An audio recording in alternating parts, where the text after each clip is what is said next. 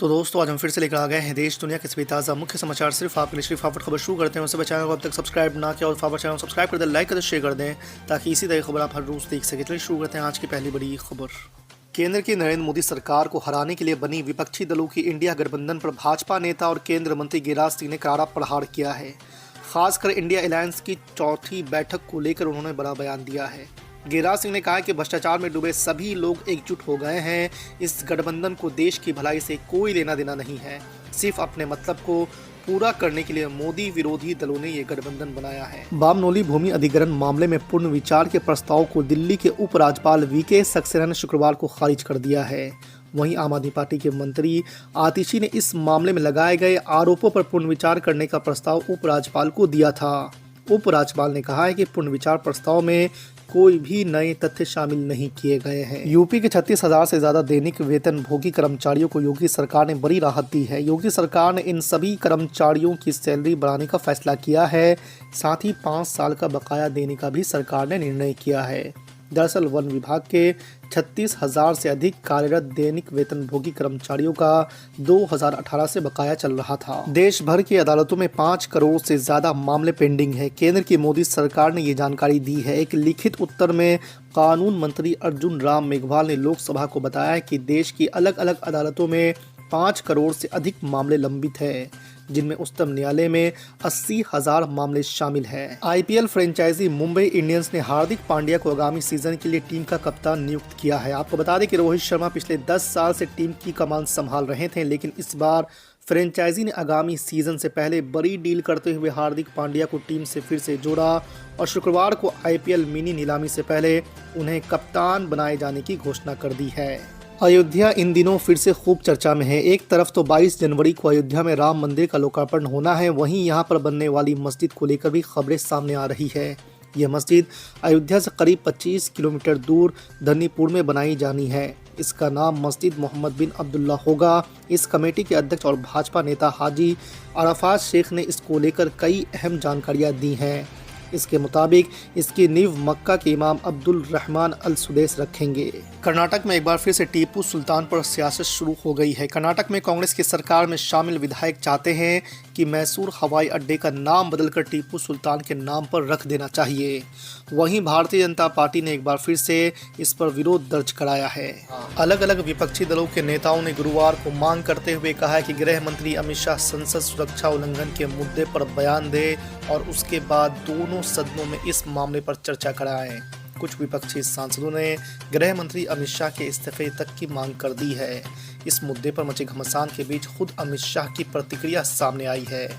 केंद्रीय गृह मंत्री अमित शाह ने कहा कि यह गंभीर मामला है और लोकसभा स्पीकर ने इसका संज्ञान लिया है। उन्होंने कहा है कि विपक्ष राजनीति कर रहा है। क्या अब फलस्तीनी मजदूरों की जगह लेंगे भारतीय मजदूर? जी आपको बता दें कि केंद्र की मोदी सरकार ने गुरुवार को कहा है कि उसने फलस्तीनी मजदूरों की जगह भारतीय मजदूरों को भेजने के संबंध में इजरायल के साथ कोई चर्चा नहीं की है। आपको बता दें कि विदेश राज्य मंत्री वी मुरलीधरन ने राज्यसभा में एक सवाल के लिखित जवाब में ये बातें कही हैं। सुप्रीम कोर्ट तृणमूल कांग्रेस नेता महुआ मोइत्रा के संसद से निष्कासन को चुनौती देने वाली याचिका पर सुनवाई को तैयार हो गया है। महुआ की याचिका पर 15 दिसंबर यानी आज शीर्ष अदालत में सुनवाई होगी। आपको बता दें कि न्यायमूर्ति संजीव खन्ना और एसवी भट्टी की उच्चतम न्यायालय की पीठ मोइत्रा की लोकसभा सदस्यता बहाल करने के अनुरोध पर सुनवाई करेगी। आखिरकार तेलंगाना में भारतीय जनता पार्टी के 8 नवनिर्वाचित विधायकों ने गुरुवार को राज्य विधानसभा में शपथ ले ली है। उन्होंने वरिष्ठ कांग्रेस विधायक गद्दाम प्रसाद कुमार द्वारा विधानसभा अध्यक्ष के रूप में कार्यभार संभालने के बाद शपथ ली है। आपको बता दें कि ऑल इंडिया मजलिस इत्तेहादुल मुस्लिमीन के विधायक अकबरुद्दीन ओवैसी को विधानसभा का प्रोटेम स्पीकर नियुक्त किए जाने के विरोध में सभी 8 भाजपा विधायकों ने 9 दिसंबर को शपथ ग्रहण की कार्रवाई का बहिष्कार किया था। आम आदमी पार्टी के नेता और दिल्ली सरकार के पूर्व मंत्री सत्येंद्र जैन को गुरुवार को सुप्रीम कोर्ट ने राहत दी है।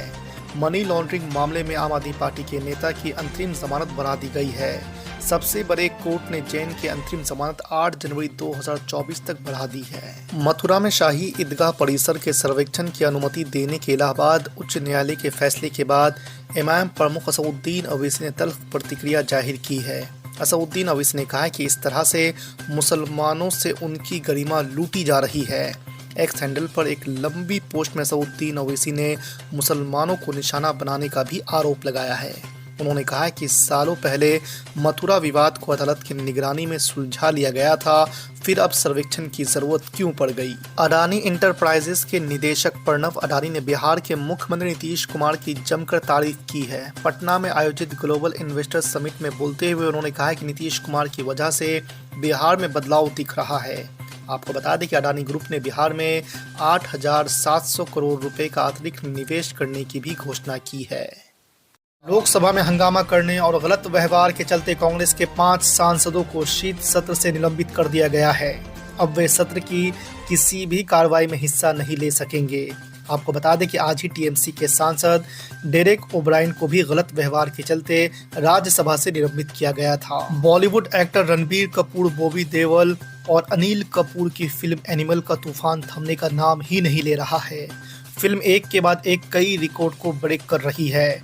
डायरेक्टर संदीप रेड्डी वांगा की फिल्म एनिमल दुनिया भर में 800 करोड़ क्लब में एंट्री करने जा रही है। जम्मू कश्मीर से आर्टिकल 370 हटाने के संसद के फैसले पर सुप्रीम कोर्ट ने मुहर लगाई है। इसे लेकर पाकिस्तान अब चीन का भी रिएक्शन सामने आया है।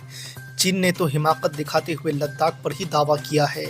चीन ने बुधवार को कहा है कि वो सुप्रीम कोर्ट के आदेश को नहीं मानता, जिसने जम्मू कश्मीर के पुनर्गठन को मंजूरी दी है। यह लगातार दूसरा मौका है जब सुप्रीम कोर्ट के फैसले पर चीन की प्रतिक्रिया सामने आई है।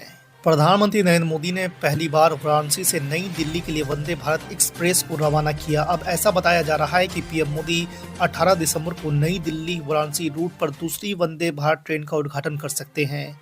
वाराणसी से नई दिल्ली के बीच चलने वाली वंदे भारत की लोकप्रियता के बाद इस रूट पर एक और वंदे भारत चलाने की योजना बनाई जा रही है। बसपा सांसद अफजल अंसारी को गैंगस्टर केस में मिली 4 साल की सजा से सुप्रीम कोर्ट ने राहत दे दी है। अदालत ने अफजल अंसारी की सजा पर फिलहाल रोक लगा दी है। इसके चलते बसपा के अयोग्य ठहराए गए सांसद की बहाली का रास्ता खुल गया है। हालांकि अदालत ने यह शर्त रखी है कि वो वोट नहीं डाल सकेंगे और सांसद के तौर पर भत्ते भी नहीं ले पाएंगे, लेकिन उन्हें सदन की कार्रवाई में हिस्सा लेने की परमिशन होगी। बिहार के पूर्व उप मुख्यमंत्री और राज्यसभा सांसद सुशील कुमार मोदी ने बिहार इन्वेस्टर समिट को लेकर नीतीश लालू को घेरा है। सुशील कुमार मोदी ने कहा है कि बिहार में जब तक लालू प्रसाद यादव और तेजस्वी यादव सत्ता के केंद्र में रहेंगे, तब तक उनके डरावने 15 साल की याद कर कोई बड़ा निवेशक जल्दी बिहार नहीं आएगा। नीतीश कुमार के आश्वासन पर किसी को भरोसा नहीं है। मोहन यादव ने मध्य प्रदेश के मुख्यमंत्री पद की जिम्मेदारी संभालते ही ताबड़तोड़ फैसले लेने शुरू कर दिए हैं। उन्होंने शपथ ग्रहण के बाद चार्ज संभालते ही धार्मिक स्थलों एवं अन्य स्थानों पर लाउड स्पीकरों को निर्धारित मापदंड से अधिक आवाज में बजाने पर प्रतिबंध लगाए जाने संबंधी आदेश जारी कर दिए हैं।